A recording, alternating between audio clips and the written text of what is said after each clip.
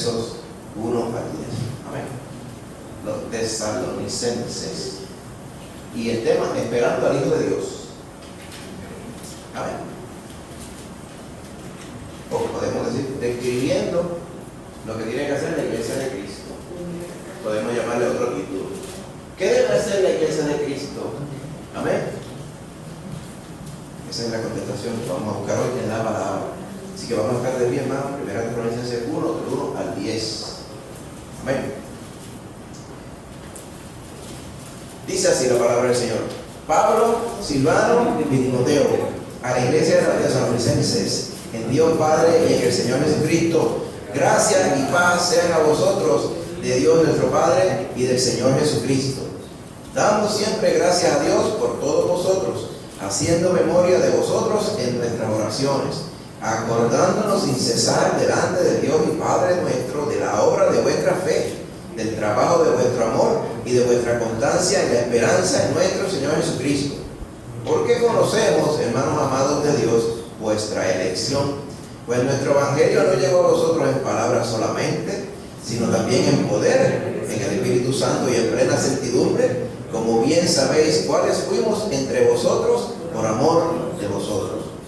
Y vosotros vinisteis a ser imitadores de nosotros y del Señor, recibiendo la palabra en medio de gran tribulación, con gozo del Espíritu Santo, de tal manera que habéis sido ejemplo a todos los de Macedonia y los de Acaya que han creído, porque partiendo de vosotros ha sido divulgada la palabra del Señor, no solo en Macedonia y Acaya, sino también en todo lugar que vuestra fe en Dios se ha extendido, de modo que nosotros no tenemos necesidad de hablar nada, porque ellos mismos cuentan de nosotros la manera en que nos recibisteis y cómo convertisteis de los ídolos a Dios para servir al Dios vivo y verdadero, y esperar de los cielos a su Hijo, al cual resucitó de los muertos, a Jesús, quien nos libra de la ira venidera. Padre Santo, permite, Señor, ahora que tu Espíritu Santo nos ayude a entender tu palabra, a comprenderla, a vivirla, a ponerla por obra, Señor, no a considerarla como algo solamente de inspiración, sino salvación a través de tu palabra, mi Señor Jesús, que podamos ser hacedores de esta palabra y no solamente apreciadores u oidores. Amén. Que podamos, Señor, hacer tu voluntad. Ayúdanos, Señor, y que tu Espíritu nos permita hoy interpretar tu palabra correctamente, Señor. Todo esto lo pedimos en el nombre de Jesús. Amén. Así que, fíjense que esta es la primera carta de Pablo a los tesalonicenses, pero en el saludo él incluye a Silvano. Silvano, más adelante, cuando usted va y busca la referencia que es a Silvano y la raíz del nombre, es Silas, ¿okay? El quien acompañó a Pablo del segundo viaje misionero en adelante. El primer viaje, el que acompañó a Pablo fue Bernabé y Marcos, exactamente. Marcos, que era el sobrino de Bernabé, correctamente, como dice el hermanito Pablo. Pero entonces, Marcos se apartó a mitad de ese primer viaje y después, entre Pablo y Bernabé, no estuvieron de acuerdo en, ¿verdad? Los dos de acuerdo en que Marcos fuera al segundo viaje. Bernabé quería, pero Pablo no estaba de acuerdo. Así que por eso decidieron hacer dos viajes. Uno, Bernabé se llevó a Marcos, se fue a Chipre, que era de donde era Bernabé, a predicar el evangelio allá, y Pablo se fue con Silas, ¿ok? Durante el segundo viaje misionero se encuentran con Timoteo, amén, y Timoteo de ahí en adelante va, en la continuidad de ese viaje, el tercer viaje también, va con Pablo. Así que el saludo de Pablo a los tesalonicenses va de parte de los tres que estuvieron en esa iglesia: Pablo, Silas y Timoteo. Amén. A la iglesia de los tesalonicenses. Amén. Importante, porque siempre Pablo, recuerden, el evangelio vino, amén, de los judíos. ¿Ustedes se acuerdan en Juan capítulo 4, cuando el Señor Jesús se encuentra con la mujer samaritana, que empieza este diálogo, y la samaritana argumenta que nuestros padres adoran en este monte, en los montes que estaban en Samaria, amén, y ellos decían: acá es que estamos adorando al verdadero Dios, pero ustedes, los judíos, dicen que es allá en Jerusalén que hay que adorar al Padre, que estaban con este asunto. La realidad es que la verdad era que la palabra de Dios había dicho que a Dios se le iba a honrar en Jerusalén, amén, y el templo se había establecido allí, y que Dios había desechado a todos aquellos que se trepaban a los montes a quemar incienso. El Señor no había mandado hacer eso, pero los samaritanos lo hacían por diferentes problemas de cultura. Recuerden que ellos se habían mezclado con los pueblos vecinos, se habían mezclado con los asirios, se habían mezclado, había influencia de cuanta creencia había una mezcolanza allí, como en el Puerto Rico folclórico de hoy. La religión folclórica de Puerto Rico tiene de todo. Aquí hay animistas, aquí hay santeos, aquí hay espiritistas, aquí hay de todo mezclado. Eso pasaba con los samaritanos. Pero lo que le digo, ¿verdad?, es que allá en Jerusalén se iba a adorar al Padre, y dice, y la salvación, le dijo Jesús, viene de los judíos. Pero uno dice, la salvación viene de los judíos. ¿Cómo quiere decir el Señor Jesús sobre los samaritanos? Porque la realidad es que el Señor escogió al pueblo de Israel, no porque fuera el mejor pueblo ni fuera el pueblo más fiel, sino para mostrar en ese pueblo su misericordia. Amén. Y a través de ese pueblo se reveló la verdad de Dios. Triste es que ellos no creyeron en esa verdad que fue dispuesta a través de ellos, pero la salvación y la bondad de Dios y la misericordia de Dios se mostró a través de ese pueblo. Así que a través de ese pueblo es que viene la salvación de Dios. No que ellos salvan, sino que a través de pues, que vino Cristo, se encarnó, Dios hecho hombre para dar su vida por nosotros. Sin embargo, a los suyos vino, dice, y los suyos no le recibieron. Ahora, ¿por qué digo esto? Porque Pablo, la costumbre era siempre que iba a una ciudad, iba a donde la sinagoga de los judíos, porque había comunidades de judíos donde quiera. Hoy día eso es real.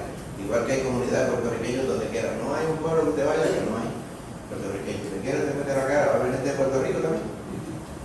No, por lo menos ha ido 20.000 lugares y allí están puertorriqueños. Pues Pablo iba a los judíos porque él quería cumplir lo que decía la palabra, como el Señor decía, vayan primero a las ovejas perdidas de la casa de Israel. Y eso hizo acá con los tesalonicenses, como usted lo va a ver más adelante, capítulo 17 de los Hechos nos narra cuando Pablo fue primeramente a Tesalónica. Pero lo importante, ¿por qué menciono esto? Porque él saluda a la iglesia de los tesalonicenses. Aquí él no está hablando de judíos convertidos, él está hablando de gentiles convertidos. Gentiles, ¿qué es un gentil? Pues nosotros aquí en Puerto Rico somos gentiles, porque aquí no hay nadie judío que sepamos, ¿verdad? Pero nosotros somos gentiles que ya por lo menos teníamos una referencia, aunque fuera media errónea, del Dios verdadero, amén, de Jehová Dios que se encarnó, amén, a través de ya sea una raíz católica o cualquier otra cosa que en este país por centenares de años estaba. Claro, una religión que contenía verdad y contenía mentira, pero la verdad es que hay un Dios verdadero, amén, que envió a su Hijo a morir por nosotros. Ese fundamento lo tiene prácticamente todo el mundo que conocemos hoy. Por lo tanto, no somos gentiles que estamos en cero, pero los tesalonicenses estaban en cero. ¿Okay? Ellos le servían allá cuando Dios había en ese panteón de los griegos mezclado con los romanos, y cuánta situación tenían de los tiempos antiguos. Usted ve todas esas historias acerca de los ¿cómo se dice? De los minoanos, de los micenanos, toda esa antigüedad de 3.000 años, 4.000 años atrás, de pura idolatría. Todo eso fue alimentando a los griegos, alimentando a los romanos, hasta el punto que Tesalónica, siendo una ciudad grande, pues eran gentiles de pura cepa. De Jehová no tenían ni idea, de Cristo menos. Por eso es gran importancia que Pablo se dirija a ellos, a la iglesia de los tesalonicenses. ¿Qué quiero decir con esto? Que donde menos se le podía ocurrir a uno que creyeran al Evangelio, Tesalónica era uno de esos lugares. Corinto era otro. ¿Okay?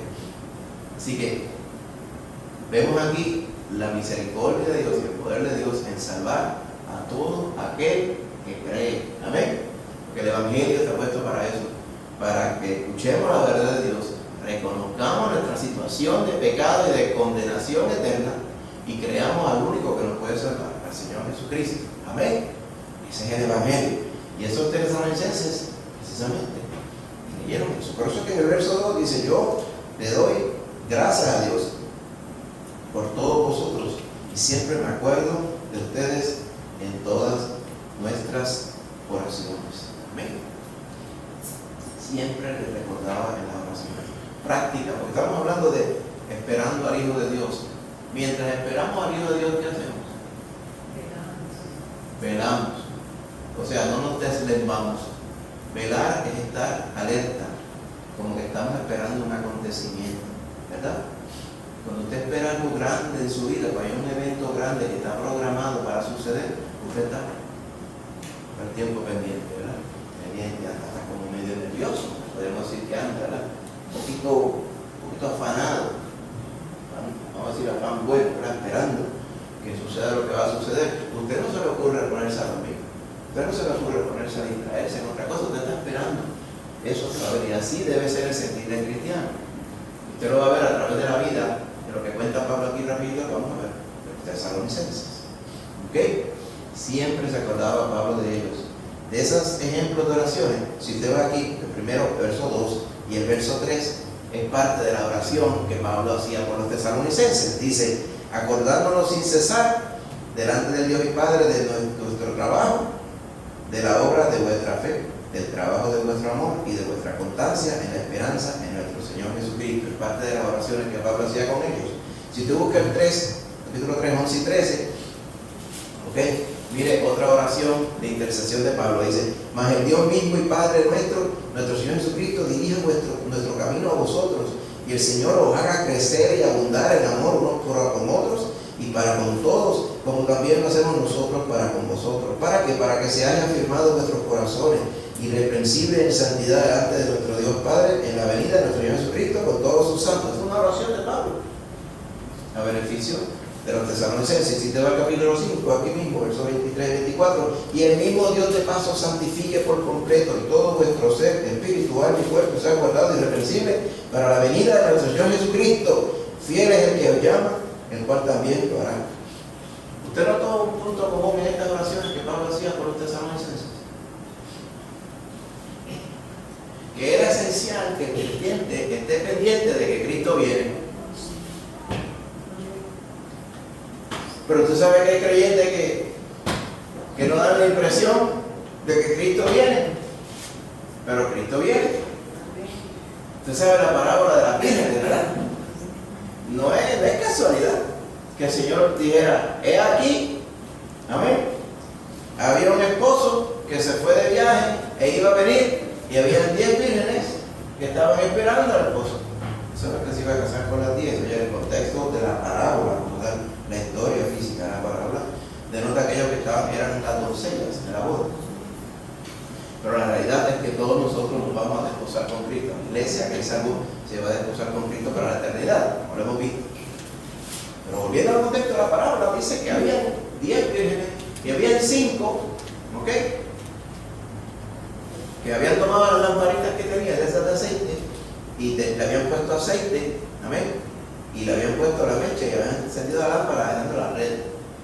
Era de noche, ¿okay?, estaban dentro de la casa, no hacía falta, ¿verdad?, la lamparita, pero como no sabían cuándo el Señor venía, pues la dejaron prendida. La otra dijeron: tenemos las lámparas, pero las lámparas están secas, no tienen aceite.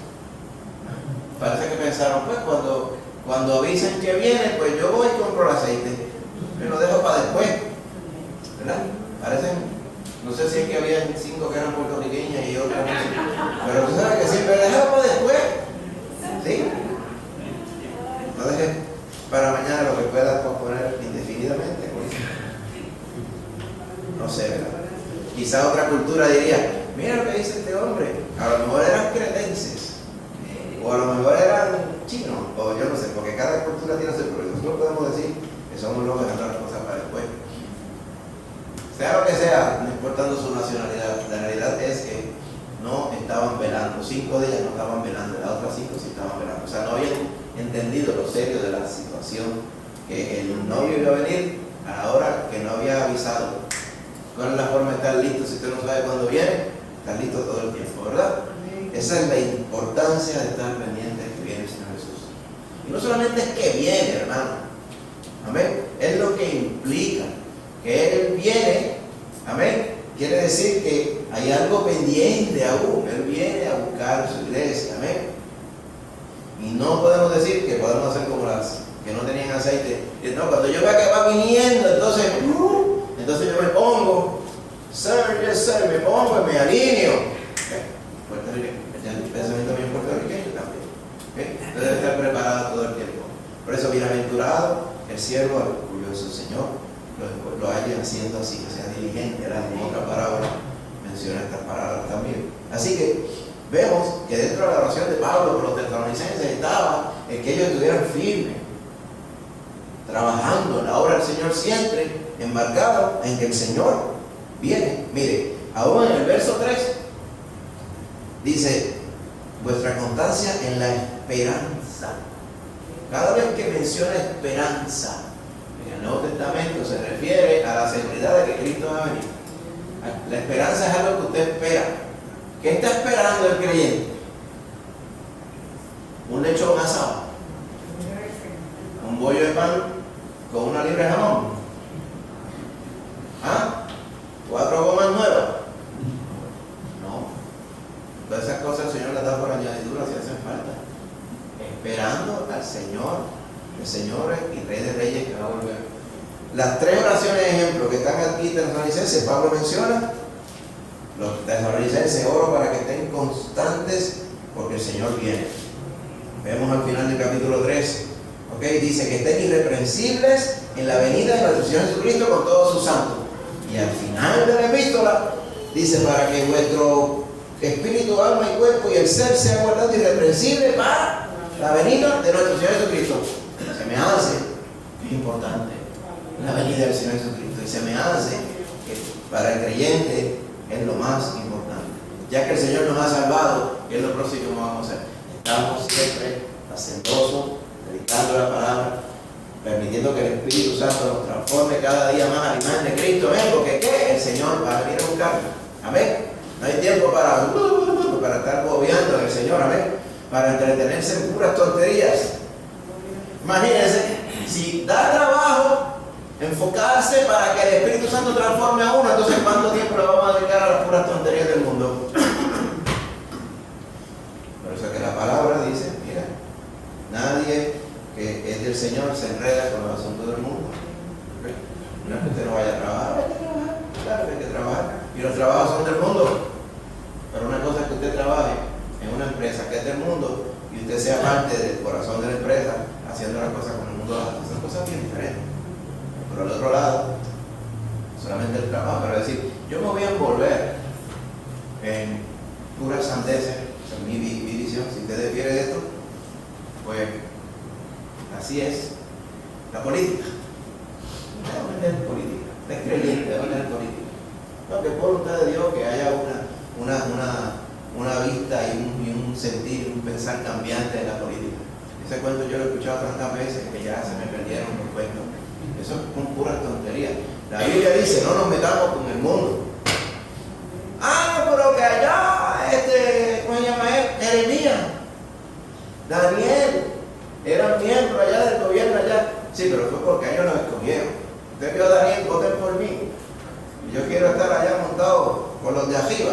No, a él lo escogieron, a él Dios lo señaló y el mismo gobernante lo escogió. Bien diferente cuando usted lo escoge y alguien lo apunta a que usted vaya a estar ganando votos del mundo para ver si se trepa allá.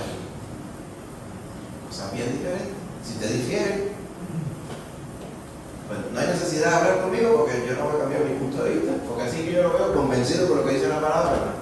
Por eso, el creyente no se enreda con los negocios de la vida, con el mundo. El creyente está esperando que aparezca el Señor Jesucristo.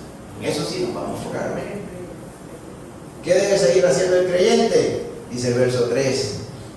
Menciona la fe, la esperanza y el amor. ¿Usted recuerda otra porción de la Biblia que menciona la fe, la esperanza y el amor? Usted lo vio, ¿no? Dice: la obra de vuestra fe, el trabajo de vuestro amor y vuestra constancia en la esperanza. Todo tiene que ver con porque el Señor Jesucristo va a venir. Allá en 1 Corintios 13 habla, al final, dice, ahora hay tres cosas que permanecen, o sea, que están vigentes hoy. Verso 13 del capítulo 13 de 1 Corintios dice, la fe, la esperanza y el amor. Vamos a pensar primero, la fe. Sin fe no podemos agradar al Señor. Sin fe no nos podemos salvar. La esperanza es la confianza que tiene el creyente de que va a matar la eternidad con Cristo. Cristo nos va a venir a buscar. Amén. Y el amor, porque Dios es amor. Por medio de su amor, de tal manera amó Dios al mundo que ha dado a su Hijo unigénito para que todo aquel que en Él cree no se pierda, sino tenga vida eterna. Pablo argumenta que esas tres están vigentes hoy, pero que en la eternidad. Amén. Solamente va a estar el amor. Dice, el mayor de ellos es el amor. Porque cuando estemos en la eternidad con Cristo, ya no va a hacer falta fe. Porque la fe, usted está seguro de aquello que usted no ve. Pero cuando estemos con el Señor, ya vamos a estar cara a cara, no hace falta fe. Cuando estemos con el Señor, no hace falta esperanza, porque ya vino y estamos con Él. Pero siempre va a estar el amor. Amén. Por eso la oración y la descripción que hace Pablo de ellos es la obra de vuestra fe. El creyente siempre está laborando en Cristo Jesús. Amén. Laborando para que las almas conozcan a Cristo Jesús.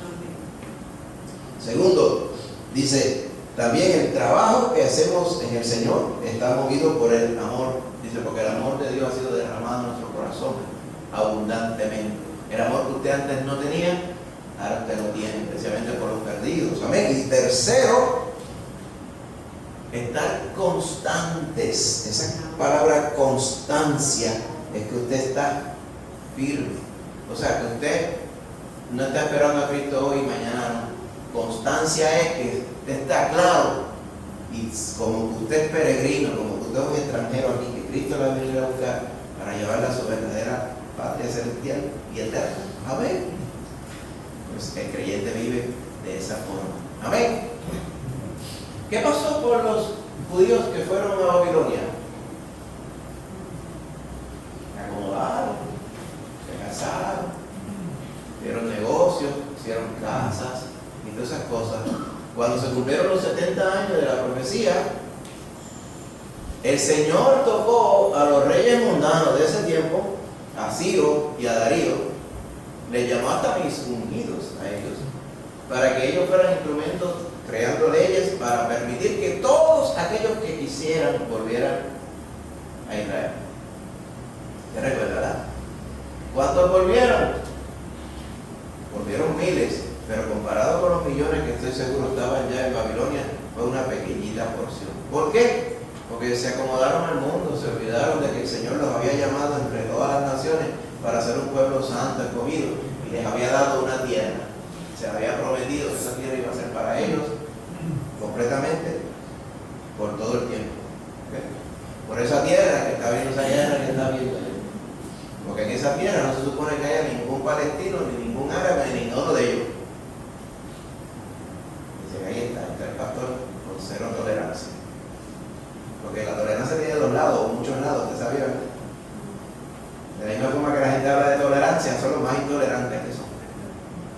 Dice, ay, no toleran a aquellos que piensan que los hombres se pueden casar entre ellos. Qué intolerantes son. Pues entonces ellos tampoco nos toleran a nosotros, que decimos, nosotros diferimos de esas puras cosas aberrantes que ustedes creen. La tolerancia siempre viene de los lados. Pero lo mismo que dicen de los israelíes son intolerantes de los palestinos, pero los palestinos también. ¿Quién fue que dio primero? Como dicen, que dan antes da dos veces. O sea, son puras tonterías. Usted ve cómo el mundo se polariza. Y unos dicen, sí, estamos de parte de Israel, otros dicen, estamos de parte de allá porque los tienen acuchados, esa guerra se debe, que los tenían oprimidos, esta cosa. Pero usted de la mano para atrás, usted le sigue dando rewind. Y usted va a lo que es verdaderamente válido, lo que el Señor dijo. Esa tierra le pertenece a ese pueblo que Dios escogió. Que si alguien no está de acuerdo que Dios no escogió algo, ese es otro problema. El problema lo tiene con el Señor, pero Dios lo dijo claro en su palabra. Y de ahí en adelante, cuando eso no es así, por designio político, militar, lo que sea, pues está el problema. Ese problema va a seguir esa queja se va a solucionar. Porque esos son rumores de guerra. Después vendrán otros problemas más y si usted dura muchos años más, esperamos en Cristo Jesús, usted verá varias de estas cosas que suben y bajan. Hasta que, ¿verdad?, se monte entonces el anticristo y diga paz y seguridad. Usted conoce detalles, hemos ido a través de detalles todas estas cosas que el Señor va a hacer y el anticristo va a pretender hacer para robarle la gloria a Dios y todo. Pero eso todavía no ha llegado, pero va a llegar. Debido a ello, es que está esa guerra ahí. Ahora bien, volviendo a los tesalonicenses, Pablo resalta su fe, su esperanza y su amor. El mismo deber y el mismo sentir que tiene que haber en nuestro corazón. Allá en la carta a Tito, ya al final de la vida de Pablo, capítulo 2, verso 13, dice: esta de las cosas que Pablo pretendía que Tito le enfocara a los tesalonicenses, pero a los cretenses, porque Tito estaba en Creta, en la isla de Creta. En la isla de Creta allí había un revolú. Entonces él pretendía de que Tito lo pusiera. Dice: por esta causa yo te dejé en Creta, dice el verso 5, capítulo 1, para que corrigiese lo deficiente y estableciese ancianos en cada ciudad, así como te mandé. Y por ahí sigue diciendo, y los pastores tienen que ser de esta forma, pam, pam, pam, pam, pam. Y dice: mira, uno de ellos, dice el verso 12, el propio profeta de los cretenses dijo: los cretenses siempre mentirosos, malas bestias, glotones ociosos. ¿Qué clase de fama tenían los cretenses? Siempre mentirosos, decían. Malas bestias. O sea, una bestia es un animal. Un animal de eso, tú dices, que no obedece, que se porta mal, que hace las cosas para darle trabajo al dueño. Glotones ociosos. Pero que hacían era comer y vaquear. Ahí usted ve qué clase de cultura era esa, ¿verdad? En esa cultura llegó el evangelio. Por lo tanto, ya se sabía contra lo que tenían que luchar en la carne los creyentes cretenses, ¿verdad? Una de las cosas que, verso 13, capítulo 2, lo que pretendía Pablo que le recalcara a Tito a ellos es que tenemos que estar aguardando la esperanza bienaventurada y la manifestación gloriosa, o sea, la aparición gloriosa de nuestro gran Dios y Salvador Jesucristo. La venida de Cristo y la espera de la venida de Cristo en los creyentes es esencial y fundamental en la fe del creyente. Dicho sea de paso, si notamos algún hermano, una hermana en cualquier otro lugar que le parece fantástico la venida de Cristo, es porque muchas veces se le ha enseñado y se le ha enseñado mal. Porque no se enfatiza. ¿Y por qué no se enfatiza la venida de Cristo? Porque hay unos problemas de doctrina que son heredados de denominaciones y de agendas que tienen muchos grupos. ¿Ven? Y esas agendas están basadas en unas doctrinas incorrectas de lo que va a pasar en el futuro. ¿Okay? Agendas basadas en doctrinas incorrectas respecto al milenio, respecto a la venida de Cristo, respecto al tiempo del fin. Entonces se enfoca en que no hay necesidad de que Cristo venga porque Cristo ya vino en nuestro corazón. Pero esa no es la venida de Cristo que estamos hablando. La venida de Cristo donde todo ojo le verá, como sucedió la primera vez, así será la segunda, pero la segunda vendrá con poder y gloria. Amén. A repartir su justicia. Estamos esperando que el Señor venga. Amén. Así que la fe, la esperanza y el amor. Y el verso 4 dice: porque conocemos, hermanos amados de Dios, vuestra elección. Muchas personas tienen problemas con esto también. ¿Qué quiere decir esto aquí? Quiere decir que Cristo los eligió a ellos. Y eso como que le da como un dolor de pecho. Pero la realidad es que las dos cosas son ciertas. Aquí no estamos hablando de calvinismo ni de predestinación, según la define el mundo, pero la Biblia habla de fuimos predestinados en Cristo. Entonces, si la palabra de Dios lo menciona, pero también menciona que nosotros somos dueños de nuestra propia decisión si aceptamos la salvación que Cristo nos ofrece, porque Él no nos obliga a salvarnos, pero nos elige. Entonces, ¿y cómo casamos las dos cosas? Pues eso mismo, las dos cosas son ciertas.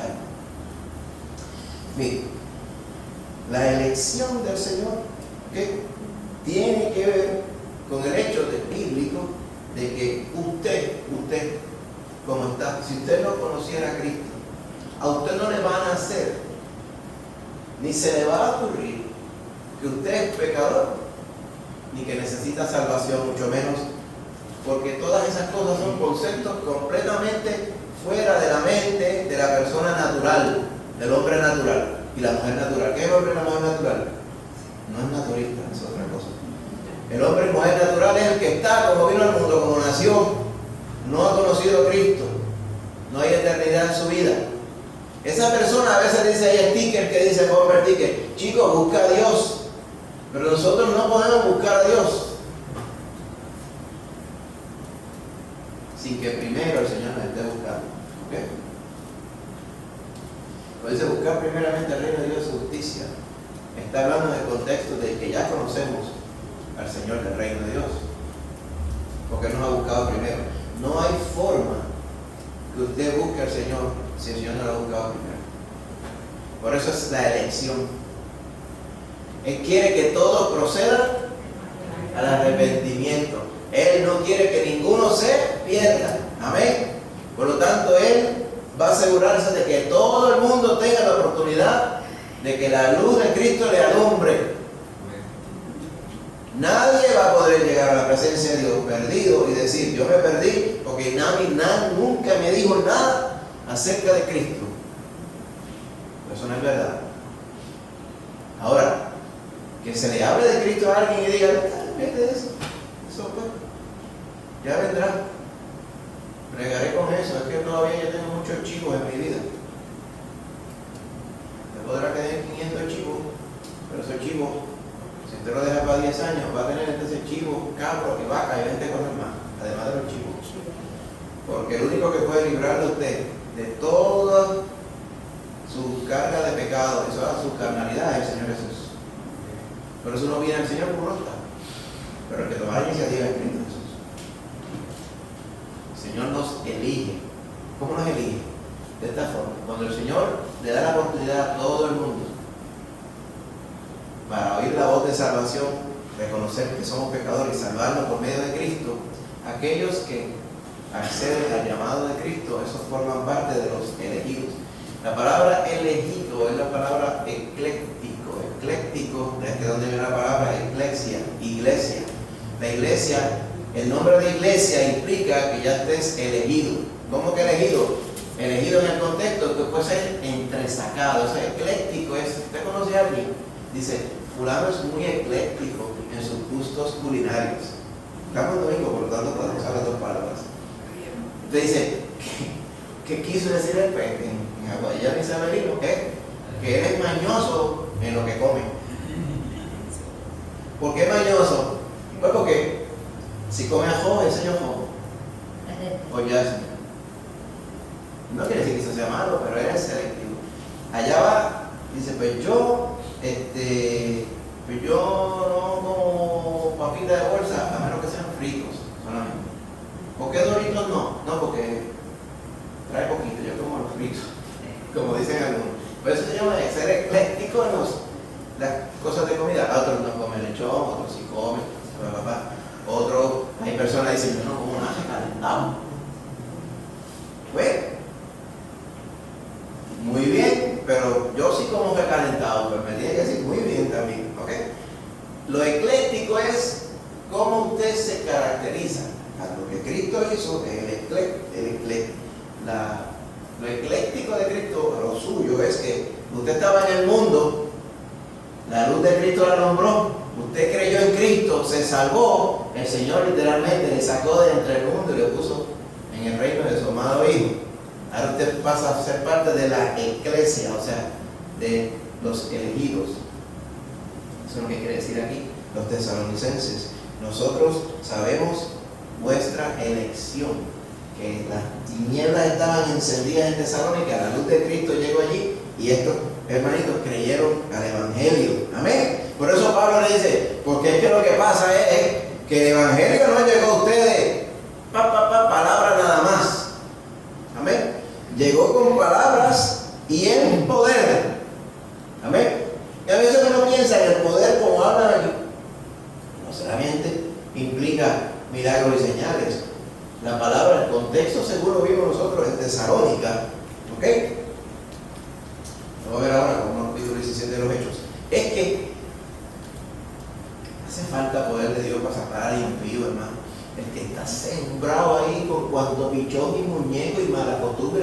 religiosamente, amén, que usted se ha criado en eso. Y toda su familia lleva, mi abuelo, mi tatarabuelo, tatarabuelo eran sacerdotes de esta pura tontería. Y mi familia, ¿qué dirá mi familia? Entonces eso está ahí. Y la luz de Cristo alumbrando. Amén. El poder de Dios es el que puede salvar. ¿Eh? El poder de Dios es el que salva al pecador. Ahora, esta mañana estaba hablando de milagros. Una de las cositas que es real, pero quizás no la mencionamos, es que cuando usted se salva es un milagro. ¿Cómo usted se puede haber salvado? El hecho, la muerte y resurrección de Cristo es un milagro, es una señal. Esa fue la señal que Él le dio a los judíos también. Y en el tema que estábamos hablando, que estaba explicando el hermano Josué, los milagros no hacen creer a la gente. Amén. Las señales como tal. Pero la salvación de Dios de por sí es un milagro. Porque nosotros estábamos perdidos y cuando el Señor hace el milagro de salvarnos por la fe, entonces ya no estamos perdidos, ahora estamos puestos para la eternidad, para heredar con Cristo Jesús. Vaya a ver eso. Nosotros éramos condenados a muerte en death row, listo, solamente faltaba que nos asignaran el día para echarnos en el boquete. Y de allí no teníamos nada, no teníamos esperanza ni nada, ni herencia ni nada. Y de allí salimos a estar, amén, coherederos con Cristo Jesús. Imagínense eso. Eso es un milagro. Algo completamente inesperado. Eso pasó con los tesalonicenses. Dice, el Evangelio llegó con palabra, pero llegó con poder también. ¿Okay? Dice, en el Espíritu Santo y en plena certidumbre, como bien sabéis, cuáles fuimos entre vosotros por amor de vosotros. O sea, Pablo está diciendo, hay un efecto bendito en el hecho de que quien les predicó el Evangelio a ustedes estaba dando testimonio, que es lo que quiere decir aquí. Sí, porque usted puede escuchar piedras hablando por ahí. Dicen, pues vaya, que Cristo Jesús es el que salva y usted tiene que arrepentirse de sus pecados. Que a lo mejor el testimonio del predicador es que el primero que tiene que arrepentirse de los pecados es él. La verdad de Dios que está hablando, le digo, ¿cómo es posible una persona que dice? Muchas personas, piedras hablando, porque personas que no tienen testimonio pero hablan de Cristo. Dice, Pablo dice, muchos predican a Cristo por contienda o por vanagloria, pero de todas formas Cristo es predicado, como que dice, el que hace la obra de salvación es Cristo, no es el predicador. Pero lo que quiere el Señor es que tanto el predicador esté completamente siendo un ejemplo intachable del Cristo que él predica. Eso es lo que Pablo está diciendo aquí. Mira, nosotros, ustedes saben cómo fuimos entre vosotros porque les amábamos. Está hablando de él, de Silas y de Timoteo. Ustedes saben cómo fuimos entre ustedes. Amén. Fuimos a llevar el Evangelio de manera sincera porque los primeros salvos por el Evangelio fuimos nosotros, por la buena noticia de salvación en Cristo Jesús. Y ese es el poder de Dios. ¿Por qué? Acuérdate que la palabra evangelio, evangelion, lo que quiere decir es buenas noticias. ¿Cuáles son las buenas noticias? Acuérdate, la palabra evangelio se usaba en aquellos tiempos por todos lados. ¿Okay? Evangelio era lo que todo el mundo quería escuchar. ¿Quién quiere escuchar malas noticias? ¿Okay? Cuando alguien venía con buena voluntad, era a visitar a alguien, era que venía trayendo evangelio, buenas noticias, buenos deseos. ¿A quién no le gusta eso? A todo el mundo, ¿verdad? Nadie quiere que vaya allá. Ahí viene Nueva Negra a decirme algo que no me va a gustar. Allí viene fulano a darme problemas. Allí viene aquel otro a traerme angustia.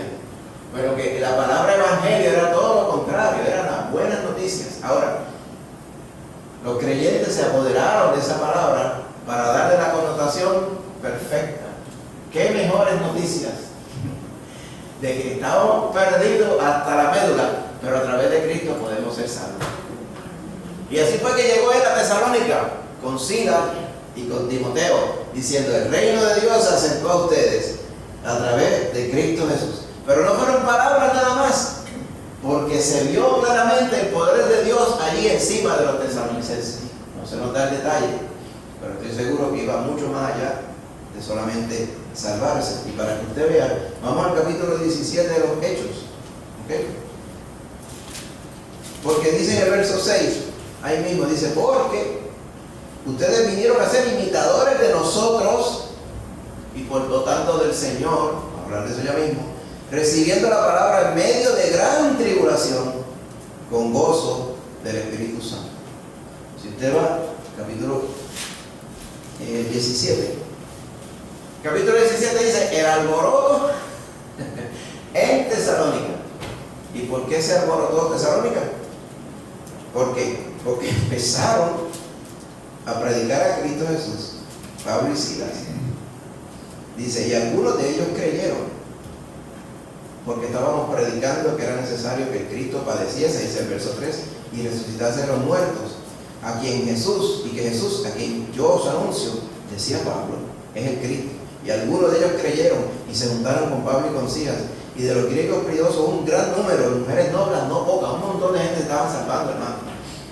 Entonces los judíos que no creían, va viendo, teniendo celos, tomaron consigo algunos ociosos, hombres malos, y juntando una turba, alborotaron la ciudad.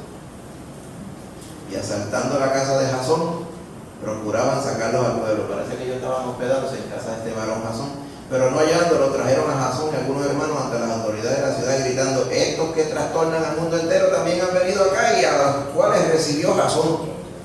Y todos estos, Jasón es Jason Moya, aquel tiempo de Jasón. Y todos estos contravienen los decretos de César, diciendo que hay otro rey, Jesús. Y alborotaron al pueblo y a las autoridades de la ciudad oyendo estas cosas. Pero tuvieron fianza de Jasón y los demás, y los soltaron. Ante ese revolú, verso 11 dice, verso 10 dice, inmediatamente los hermanos enviaron de noche a Pablo y Silas hasta Berea. Y ellos, habiendo llegado, se acostaron a dormir. No, dice, entraron en la sinagoga de los judíos. Estos varones eran encendidos en fuego, ellos no perdían tiempo. Los botaron de Tesalónica y los espantaron y se fueron a Berea, que es una ciudad un poquito más abajo, y allí entraron a la sinagoga a predicar a Cristo otra vez. Pero dice, pero estos eran más nobles que los judíos de Tesalónica, en otras palabras. Pero recibieron la palabra con toda solicitud, escudriñando cada día las escrituras para ver si estas cosas eran así. Y así que creyeron muchos de ellos, de los judíos, mujeres griegas de distinción y no pocos hombres. Pero cuando los judíos de Tesalónica supieron que también en Berea era anunciada la palabra de Dios por Pablo, fueron allá y alborotaron también a las multitudes de Berea. ¿Cuál era dice, ustedes los tesalonicenses recibieron la palabra en medio de gran tribulación? Eso está pasando. Tribulación no solamente es sufrimiento físico, es el desorden, el libre directo. Allá los judíos protestando porque se estaba practicando a Cristo. Que ellos no, ¿saben el cuento del pejo del hortelano? Que el pejo recibe la comida y no se la quiere comer, pero viene otro pejo a comer que tampoco quiere que se la coma. Él no se la come, entonces no comen ni deja comer. Así eran los judíos. Ellos no quisieron a Cristo, pero le daba coraje que otros sí lo quisieran. Vaya usted a ver si había doble, triple maldad en sus corazones. Eso es lo que pasaba. Esa confusión, ese revolú. ¿A quién le gusta estar metido en un problema? En un revolú, una turba, un motín. Nadie le gusta eso. Estábamos hablando hace poco en los domingos de una vida tranquila y sosegada. En Cristo Jesús. Pues eso es lo menos que estaban teniendo los tesalonicenses. Pudieron haber tenido mucha razón para decir, ay, pero que revolú se formó. Yo no quiero estar revolú. Yo no quiero que ahora mi familia esté toda enojada conmigo. Que digan, mira, te metiste con esta gente que lo que es atraer problemas aquí. Mira lo que están diciendo, que estos son unos locos que vienen por ahí, donde quiera ciudad que van, forman un revolú. Los judíos no formaban ellos, lo formaban los judíos, pero no lo decían, ¿verdad? ¿Tú te quieres meter con esa gente? Tan tranquilos que estábamos. ¿Te acuerdas cuando le rendíamos y le ofrendábamos allí a Zeus? ¿Por qué no nos quedamos con Zeus mejor? Y con Poseidón y con todos esos chocas muñecos que teníamos antes. Y total, siempre nos habían pegado bastante bien. Cosas así, nadie quiere problemas, hablando carnalmente. Pero Pablo lo que está diciendo aquí en el primer capítulo de los Tesalonicenses es: ustedes, yo me gozo, porque ustedes recibieron la palabra en medio de gran tribulación, con gozo del Espíritu Santo. Porque el que está en Cristo se goza, aunque por allá estén todos por allá, comienzan por los jabos. Así dice la palabra. El impío huye sin que nadie lo persiga. Es presa de su propia confusión. ¿Okay? Entonces pone a meditar y dice, el Señor conoce a la gente. El impío huye sin que nadie lo persiga. Porque usted mira y dice, ¿por qué esa persona está Satan? Siempre lleva una vida así tan agitada y como que una vida que no va a conllevar nada, por más tranquilo que se vea por encima, pero como usted no lo analiza bien, ¿cuál va a ser el fin de aquel que no conoce a Cristo Jesús? Siempre anda. Y especialmente cuando le llega el momento de partir, hay que se pone la cosa bien mala. Porque a pesar de que nadie lo está persiguiendo, porque el diablo no lo está persiguiendo porque son propiedad de él, aunque lo va a perseguir, son propiedad del diablo. Pero Cristo sí lo está llamando, nos estaba llamando a los tesalonicenses, se alumbró la luz de Cristo allí, y aquellos que escogieron el llamado a Dios formaron parte de la iglesia de los elegidos. Amén. Ahora bien, ¿y qué pasó con estos varones? O sea, estos que Dios eligió, los llamó para salvación. Amén. Mira, en el verso 6, cuando ellos escucharon el llamado de Cristo, vinieron a ser imitadores de nosotros y del Señor y recibieron la palabra en medio de gran tribulación. Otra cosa que hicieron, está en el verso 9, cuando escucharon la palabra del Señor, se convirtieron de los ídolos a Dios para servir al Dios vivo y verdadero. Quiere decir que los ídolos son los mismos muñecos que no tienen ninguna vida en ellos. La gente los fabrica. Usted sabe cómo que funciona los ídolos. El fabricante del muñeco lo fabrica con material de lo que sea y después que lo fabrica le tira besos. No hay algo más ridículo. El mismo Señor se pide de ellos allá en los Salmos. Dice, los ídolos tienen ojos y no ven, tienen boca y no hablan, tienen oídos y no oyen. Semejantes a ellos son los que lo hacen. Porque hay gente que dice, y hay una que también lo ridiculiza, uno de los profetas dice, hacen esto, toman el barro, lo moldean, hacen un muñeco, lo meten al horno, lo cuecen y sale un ídolo, después dicen, ¡ay! Te alabo, Dios mío. El mismo muñeco que hicieron ellos con sus manos. ¿Tú ves? La necedad está arraigada en la mente del hombre. Pero los tesalonicenses, cuando escucharon el Evangelio, se convirtieron de los ídolos a Dios. ¿Vamos a ir a la misma vez? Viniste a ser imitadores de nosotros y del Señor Jesús. Pero mira la parte del verso 7, otra parte importante. Vinieron a ser ejemplo a todos los que están en Macedonia y Acaya. Macedonia y Acaya eran las dos provincias que hoy se convierten en Grecia. Macedonia era el norte y Acaya era el sur. Esas eran las provincias romanas en ese tiempo. O sea, estaba diciendo en toda Grecia, más o menos en el medio de todo eso que estaba Tesalónica, dice, ustedes han sido ejemplo a toda Grecia, a todos esos que han creído. ¿Por qué? Porque saliendo de vosotros ha sido divulgada la palabra del Señor, no solamente en Macedonia y Acaya, sino que también en todo lugar vuestra fe en Dios se ha extendido. De modo que con nosotros no tenemos necesidad de hablar nada. Porque parece que cuando Pablo y Silas y Timoteo llegaban a otro lugar a predicar a Cristo, decían, no, si aquí ya se sabe, porque vimos el testimonio de los tesalonicenses. ¿Y qué cosa es esto? Entonces pone a meditar y dice, wow, qué cosa tan bonita y tan esencial en la vida del creyente, ¿verdad? Que cuando alguien habla del testimonio suyo, inequívocamente diga, ese testimonio es el testimonio de Cristo. Yo lo vi del hermano tal, incluyendo a aquellos que no hayan creído todavía. Sí saben, porque ahora los que no creen saben exactamente cuál debe ser el testimonio del creyente. Yo creo que hasta mucho más, tienen mucha más expectativa que aún aquellos que han creído ya. Así que nosotros como creyentes tenemos que ser ejemplo. La palabra ejemplo nos habla mucho de lo que es. La palabra ejemplo es tipos, de donde viene la palabra en español tipo. ¿Qué es un tipo? Un tipo es un modelo. O sea, un modelo original, auténtico, del cual usted usa para hacer otras copias. Cuando usted iba a hacer una moneda, en los tiempos de antes, había un tipo. Con ese tipo era el que usted usaba para estampar las monedas, cosa de que cada imagen de la moneda fuera igual. Porque acuérdense, cualquiera podía hacerlo. Antes podía hacer monedas cualquiera, exactamente. Pero había unos tipos, una imagen, ya sea del rey, con alguna otra señal que tuviera, para darle autenticidad a la moneda. También cuando se sellaba una carta, se doblaba, se le ponía una cinta, y la cinta para fijarla, no se le hacía un nudo, se le ponía un sello de cera, se le derramaba cera encima, entonces se le ponía el sello, ¿okay? Para darle autenticidad. Tipo era ese sello. Dice, ustedes han sido tipos para todos los de Macedonia y Acaya, como que dice, si alguien quiere ver cómo deben vivir los cristianos, está mirando a los cristianos de Tesalónica. Eso es lo que Pablo quería decir. ¿Y qué cosa tremenda? Y eso mismo es lo que quiere el Señor. Cuando usted le cree a la palabra y es obediente a la palabra como está, libre de cualquier maquinación o cualquier fabricación de los hombres que quieren meterle cosas encima de la palabra. Usted saca todo eso fuera, usted le cree a la palabra del Señor.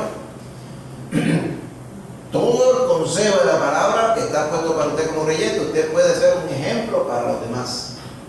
Un ejemplo que el Señor aprecia. Esto que estaba viendo aquí Pablo, que decía, donde quiera que vamos, la gente me refiere al ejemplo de los tesalonicenses. No tenemos ni necesidad de hablar, porque ellos mismos cuentan de la manera en que ustedes nos recibieron a nosotros y cómo ustedes se convirtieron de los ídolos a Dios para servir al Dios vivo y verdadero.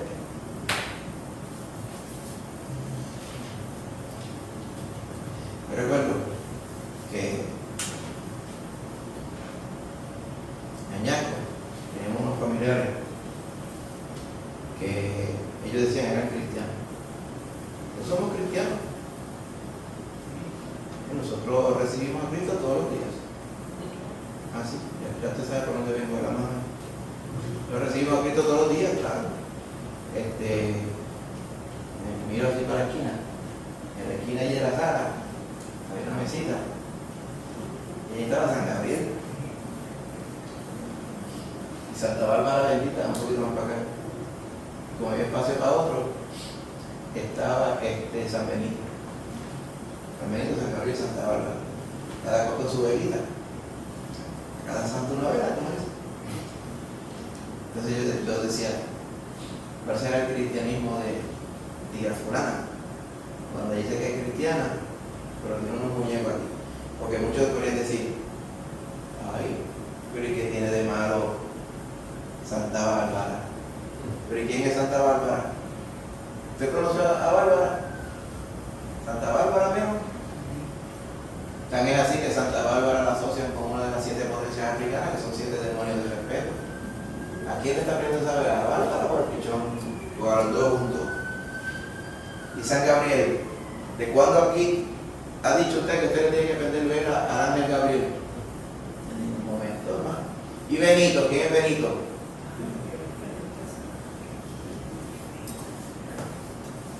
Hay un Benito por ahí que le está dando mala fama a Puerto Rico, pero eso es otra cosa.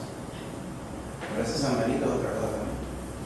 Entonces, uno decía, pero ¿en qué Cristo que yo a mi día si tiene 3 muñecos aquí?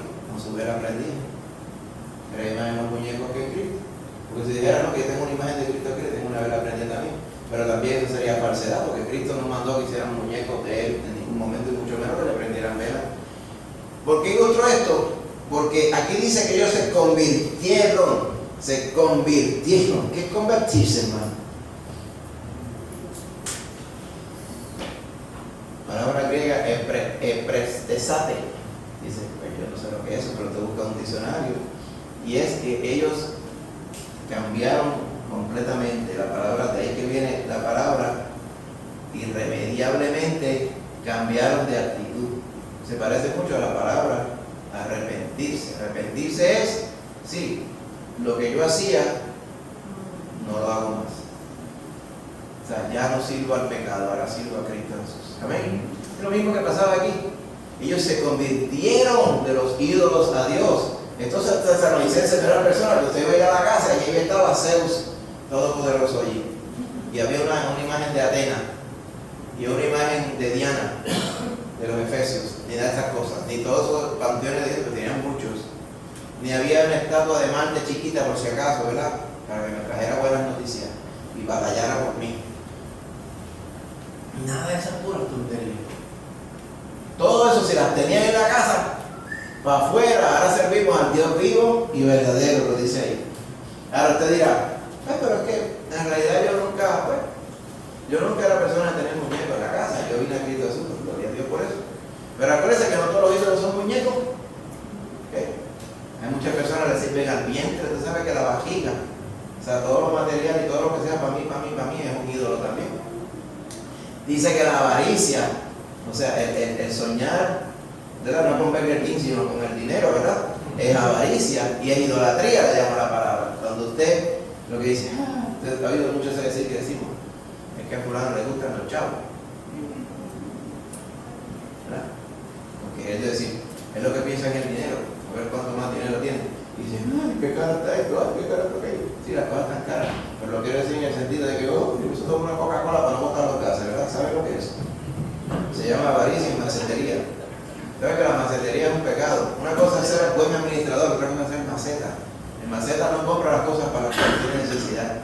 Eso es una enfermedad del alma, eso es idolatría. Porque no quiere el dinero. Si pudiera comprar y quedarse con el dinero, lo hacía. La idolatría, y hay muchas clases de idolatría, hermano. La que era patente, gigante, que se veía a todo tren, como lo dice, la del Tesalonicenses. Pero cuando uno se convierte a Cristo, las cosas viejas pasaron. Y todas son hechas nuevas. ¿Ok? Todas son hechas nuevas. Cuando uno se convierte a Cristo y mira así, y lo que tienen los estantes de la casa son canciones que al Señor no le agradan, de discos que no le agradan. Me cortaron un capital, inclusive el trabajo que me dio esto, que son de coleccionistas. Pues vote eso primero. Mejor sentimiento que hay en el mundo después de haberse salvado y después de comer cuando no tiene hambre. El tercero es botar las cosas que no sirven. Cuando usted agarra algo y dice, ay, usted siente como que se libra de un peso de encima. Cuanto más cuando usted viene a Cristo Jesús. Usted viene a Cristo Jesús y tenía un montón de discos. Si usted es de cierta edad, tiene un montón de discos de Davidita, de Felipe Rodríguez, de Sandro, Rings the Bell, de Tito Lara. Yo no quiero ser tu amante. Y puras tonterías y sandeces como esa. ¿Qué usted hace? Ay, que tú eres coleccionista, te la hagas así. Y lo rompe porque usted va a pretender que alguien lo coja para ponerse a escuchar esas puras tonterías. Te lo rompe y lo bote. Cuando usted lo rompe dice, ay, qué bueno, déjame dejar los otros amigos. Yo conocí a un hermano que hace muchos años dijo, ¿sabes lo que yo hice? Yo los agarré así, los long plane, los discos, y los derretí, hice canastas con ellos. Y los agarré los cordón. Y están hechos porque como tiene el boquetito en el medio, por ahí salía el agua. Y yo, wow, la verdad que es bien creativo. Entonces, los tengo guardados, pero no es para escucharlos, es porque cuando se rompan, los convierto en más canastas. Parece que tenía mucho. Las tengo canastas chiquitas, los 45, eran así. Ese me da más trabajo, tengo que ponerle telecoco, decía, porque como el boquete es más ancho, el boquetito grande era, el boquete es más ancho, entonces le pongo una telecoco y eso lo hacía. Y tenía hasta de los que eran colorados. Usted llegó a ver los discos, cuyo plástico, la melamina era roja. Tiene que haber visto alguno. Yo los vi, te los vio. Y había unos que eran bien duros, los 78, que iban rápido. Eran bien duros, gruesos. También todo eso lo liquidó. Porque si hubiera dicho, bueno, pero cuando usted viene a ver, hay música de esta que uno la puede apreciar, se queda tranquilo y se pone a escuchar. Pero ¿qué cosa buena te va a escuchar en música mundana, hermano? Desde para adelante te decir, cada vez votar esa voluntad. Ahí los libros, puros sandeces. Si usted tiene todas esas cosas, no quiere decir que usted va a ser un cejado, pero ¿para qué tener cosas que deshonran al Señor en la casa? Amén. El Señor mismo las tendría, lo dudo grandemente. Lo mismo hicieron aquí. Por acá no me acuerdo en el libro de los Hechos, nos relata también cuando quemaron un montón de libros, porque eran de esos libros de idolatría, de hechicería y puras tonterías que había. Cuando se convirtieron a Cristo Jesús y dijeron, espérate, ¿para qué yo quiero esto? Y para testimonio a todos, que ellos se habían convertido. Cuando usted se convierte es one way, no hay vuelta atrás, amén. Para servir al Dios vivo y verdadero. Y termino con esto. Estamos viendo cómo eran los cristianos de Salónica, que debemos ser nosotros también. Y fíjense, dice, aquellos de toda esa región, les llegó el testimonio a ustedes, cómo ustedes se convirtieron de los ídolos, ustedes recibieron la palabra del Evangelio, se convirtieron de los ídolos para servir al Dios vivo y verdadero y esperar de los cielos a su Hijo, al cual resucitó de los muertos, a Jesús, quien nos libra de la ira venidera. Creyente, ¿está bien? Es aquel que escucha la palabra, aún en medio de gran confusión y tribulación, cree de corazón, se salva y es ejemplo en todo buen don y toda buena obra y buen comportamiento, buen testimonio a todos los cristianos, los que no son cristianos. De una conversión genuina. Salimos de las tinieblas, ahora estamos en la luz de Cristo. Ese era el ejemplo de los tesalonicenses, ¿saben? Y se convirtieron, tenemos que decir hoy, de verdad, porque hay gente que dice que se convierte, pero no se han convertido. Se convirtieron de verdad. Y el testimonio era que estaban esperando que Cristo viniera. Por eso Pablo oraba, dice, sabemos vuestra constancia en la esperanza de que Cristo venga. Y por allá decía al final del capítulo 13, dice, para que ustedes estén santos y esperando íntegramente cuando venga el Señor Jesucristo con todos sus santos. Por ahí decía, eso es lo que el creyente tiene que estar haciendo. En cualquier momento el Señor le viene a buscar. Tenemos que estar listos. Amén. Ahora bien, fíjense que dice, ese Jesús, quien viene, es el que nos libra de la ira venidera. Aquí ira venidera puede quedar muchas cosas. Puede quedar decir, nos libra de la ira y del peligro actual. Puede ser eso. Y el Señor lo hace. Puede ser que nos libre de caer en peligros también. Puede ser que nos libre de la ira que va a venir. Yo entiendo que es a la más que se refiere. Si usted va a Apocalipsis 6:16, para que vea una muestrita de la ira que va a venir, el Señor dice que nos libra de esa. Dice 6:16, 6:15, y los reyes de la tierra, los grandes, los ricos, los capitanes, los poderosos, y todo siervo y todo libre, se escondieron en las cuevas y entre las peñas de los montes, y decían a los montes y a las peñas, caed sobre nosotros y escondednos del rostro de aquel que está sentado sobre el trono y de la ira del Cordero, porque el gran día de su ira ha llegado, y ¿quién podrá sostenerse en pie? Esto era durante la primera ronda de juicios que vienen, lo que se llaman los sellos, capítulo 6 de Apocalipsis. Puede ser que se refiera a que en Tesalonicenses que el Señor nos libra de esa ira no está puesta para nosotros. ¿Okay? Ahora, ¿sabe qué sí puede suceder? Muchas personas y creyentes dicen, bueno, antes que venga esa ira sobre la tierra, el Señor se ha llevado a su iglesia. Pero eso no lo sabemos a cabalidad. Porque muchas personas dicen, bueno, después que Dios se lleve a la iglesia va a venir gran tribulación, como nunca se ha visto y nunca se verá. Eso es muy cierto. Pero la palabra del Señor nos dice que los juicios de Dios solamente van a venir cuando la iglesia sea llevada. Porque no hay una claridad absoluta sobre eso. Lo que sí puede suceder es que antes de que venga el juicio, eso, la ira de Dios, el Señor se lleva a su iglesia. Pero puede ser que la iglesia permanezca y el Señor los libre de esa ira que va a venir. Porque la palabra librar de la ira no implica que el Señor se lo ha llevado a usted para la eternidad. Puede ser que usted esté aquí y la gracia de Dios esté sobre usted. Yo tiendo a pensar así, hermano. ¿Sabe por qué?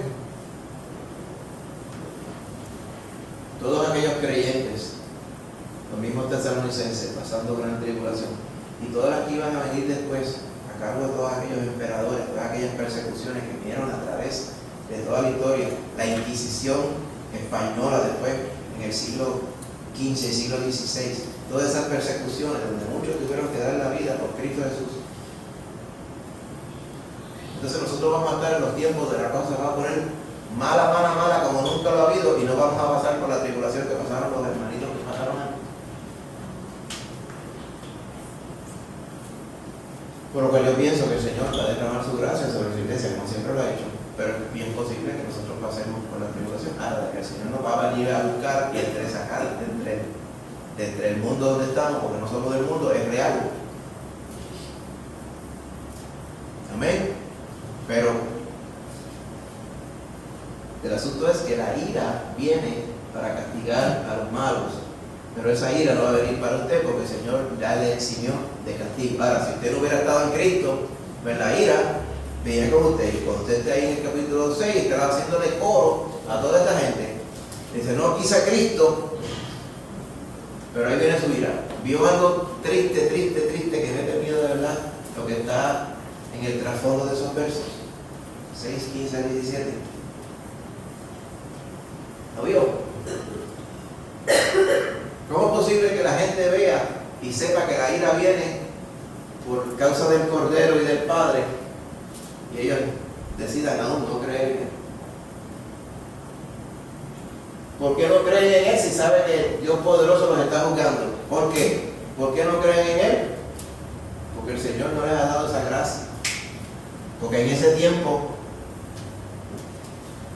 posiblemente ya rechazaron a Cristo Jesús y ya la oportunidad de ellos se fue. Por eso es que el Señor es el que toca para la salvación.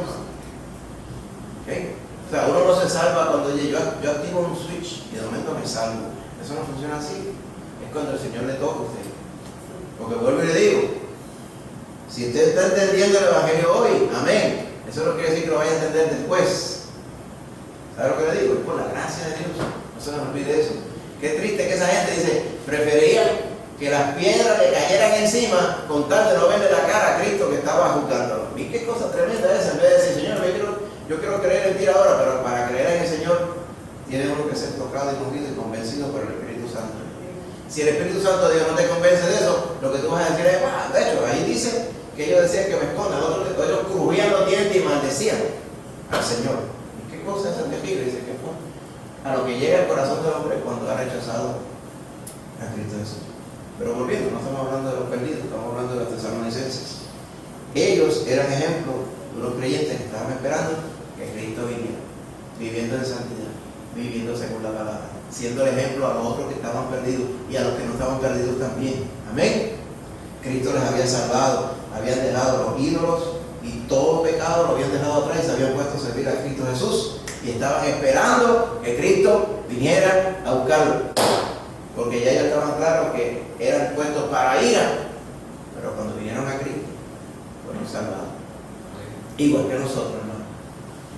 Es una de las cosas más grandes del mundo.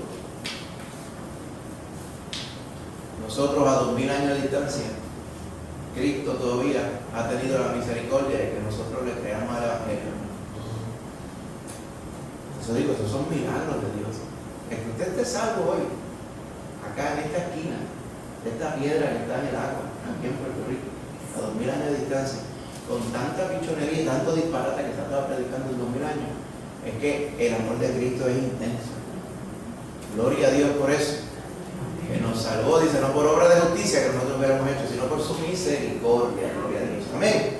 Así que, ¿cómo usted espera al Hijo de Dios? No diga que esperar. ¿Qué implica esperar? Yo veo que implica ser como eran estos hermanitos de Tesalónica. Vamos a estar de pie. Amén.